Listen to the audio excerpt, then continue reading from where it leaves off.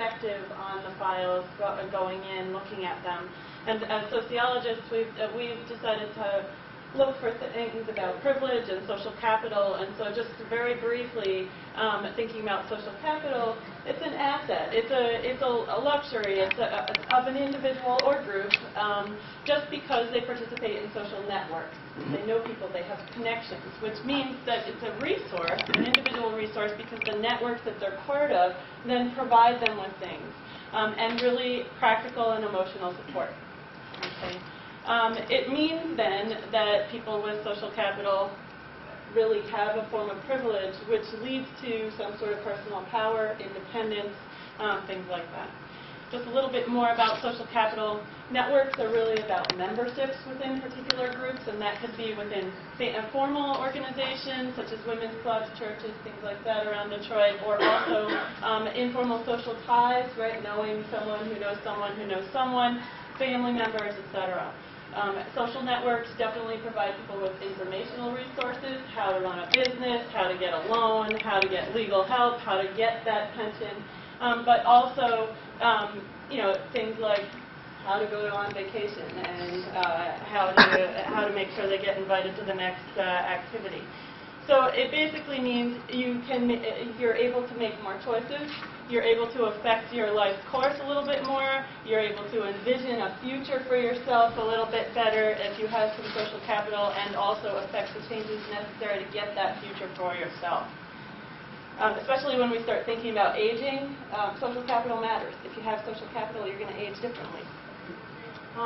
So if you remember, Ruth Ray talked in the beginning about how there's two funds as part of the Hannon Memorial Foundation. One for quote-unquote Hannon types, those people really used to the comforts of life and who shouldn't have fallen into reduced circumstances. And then another fund for those who are a little less well off. But the cases that I'm going to be talking about are really the Hannon types, quote-unquote, meaning that they were definitely formerly well off. They're only fairly recently downtrodden. They are very used to the comfort. They were used to the comforts of life, and they were selected for these old age pensions because they were used to the comforts of life. They were really Luella Hannon's friends and friends of friends who got these pensions. So they did have considerable social capital. They were part of the right networks. They pretty much owned the city of Detroit.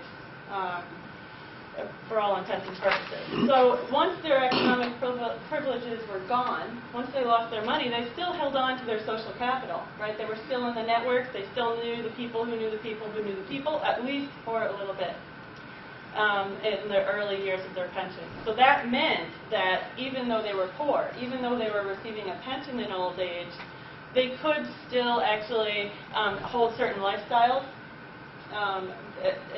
that didn't necessarily go with their impoverished status, and also struggle against the pension rules and say, hey, no, I deserve more. So we can see the benefits of social capital at work in the files. Very briefly, when you look at these cases in the Walter Reuther archives, there's file folders full of all kinds of documents that and basically they include social work, case notes, all kinds of letters, bills, correspondence, letters from the clients, letters from doctors, lawyers, landlords, daughters of landlords, all kinds of things like this. Pictures. It's worth going over there and actually looking. So as a collective bunch of documents, they really are narratives of people's lives. They tell a story of exactly what happened to these people as they aged, as they fell into poverty, and so again, worth looking at. So we're looking at privilege and social capital. These case files definitely show how social capital matters, how being part of networks actually really do determine eligibility for private pensions. And the two cases that I'm going to present today are really just examples out of the 800 or so files. Most of the files include very similar information. So these are fake names. We selected two women to talk about today. We're also analyzing a few men now as well, but I'm not going to present those as part of this presentation. Our first case, she received our pension for 34 years, one of the longest funded people, from 1929 to 1963 until her death. She was born, one of the interesting things about these files is a lot of Canadians were actually funded by this private pension, so that border didn't really matter much back then. She married a French marquis, which basically mapped out her legacy. For 27 years, she followed him around the world, got pretty much everything she wanted, and lived a noble life. She's referred to this pension this charity by the Dodge family, and she never worked. She traveled with her husband. Our other case, Ada Dreyfus, is what we're calling her. She received a pension for 15 years until her death. She's also from a Canadian family. There's a lot in the beginning about how she received private tutoring, that her family was of a certain stature. She did marry very briefly, but was widowed early on. Neither one of these people have kids. She did work as a social worker and was definitely engaged in paid work across her life. But one of the key things about Ada is that she's very actively involved in actual formal organizations throughout Detroit. So very briefly, I'm just going to cover the bolded words in this because we're running out of time.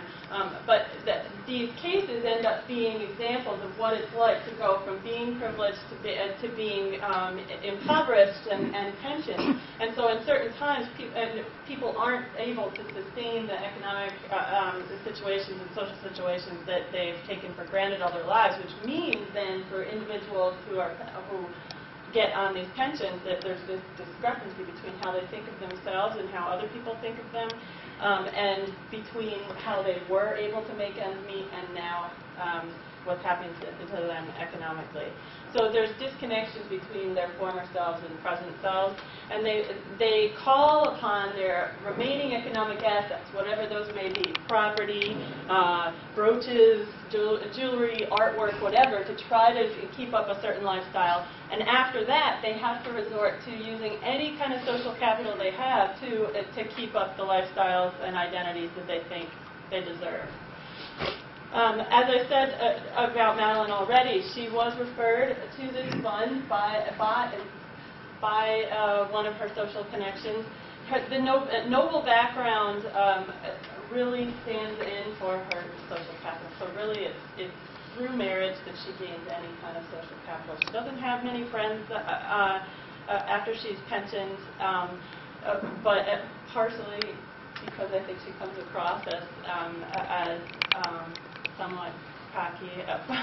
But basically, she makes it clear all the way through the file, and there are numerous notes, continual notes about how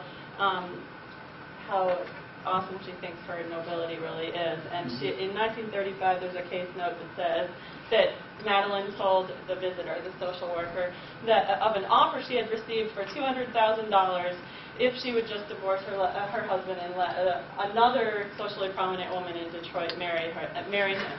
And so these kinds of statements are made all the way through the files, and there's numerous letters from landlords and doctors who basically are saying she thinks of herself as very well connected and very much deserving of a better situation.